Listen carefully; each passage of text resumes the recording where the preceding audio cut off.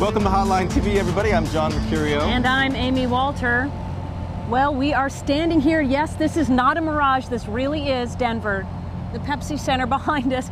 You might notice it seems very far away. That's because it is. It takes about 2.5 hours to get from the perimeter into the media tent. But you don't need to hear about us. You really want to hear about what's going on at the convention day. So, John, let's talk about a couple of things. First of all, expectations tonight for two very big people. Ted Kennedy, who reportedly is in town. Big news breaking this morning.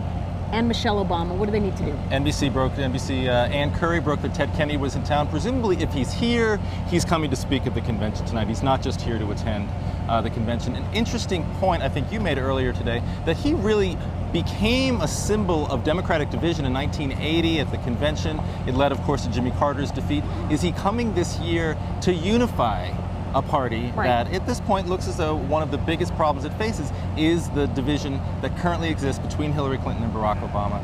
Very interesting to see what Ted Kennedy is going to be able to say. And on Michelle Obama, look, I mean, this is the first night of the convention. One of his biggest challenges is the fact that people, despite the fact that they feel so personally invested in this race, don't feel personally connected to Obama. That's her challenge.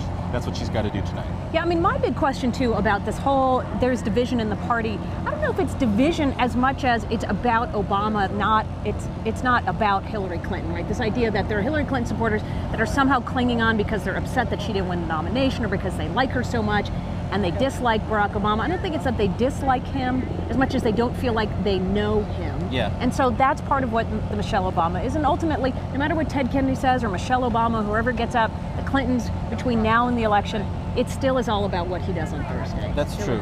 That's definitely true. And I think you're right. One of the biggest challenges he faces is making that connection to those Clinton voters. But I think, everybody's taken this, the poll number that shows that 40% or something of the undecided voters are Clinton supporters as a negative for Obama because of the divisions that exist. I think it's a potentially strong sign for his victory because, look, those people, those Hillary supporters are ideologically in his camp. They're just not personally there. Because of the lingering bitterness. They are, though, I think, very potentially winnable for him in the end. Although that is what I'm very curious about, whether they're ideologically connected or not. I've not seen anybody actually split those people out and say, these are Hillary Clinton supporters, but who are they? Like, I don't know who they are. Are these people that normally would vote for Democrats? Are these people who turn down in primaries but aren't traditionally going to show up and vote for a Democrat? So I think we do have to find out a little bit more about that. But we haven't had a chance to talk about Joe Biden. Any quick last thoughts about Joe Biden, the Veep choice in the race? Everything seems to be lining up quite well for Joe Biden right now. I think ultimately the good far outweighs the bad, and it seems as if the Republican attacks on this is a sign of weakness. I just don't know that it's getting all that much traction. It's not so far. We'll see how it plays out. I mean, I don't think you're going to see Obama wins in November because they view him as the voice of change anymore. This is no longer really a change ticket. They have to somehow adjust for the fact that the concerns that voters had were that maybe with change we were sacrificing too much in terms of experience. Do we want to take over that? And that was one of our friendly green lawn mowers. But on that, I'll end it. I think interesting, though, that they haven't brought up the plagiarism charge against Biden, but maybe that's just at this point sort of old news. Old news. All right.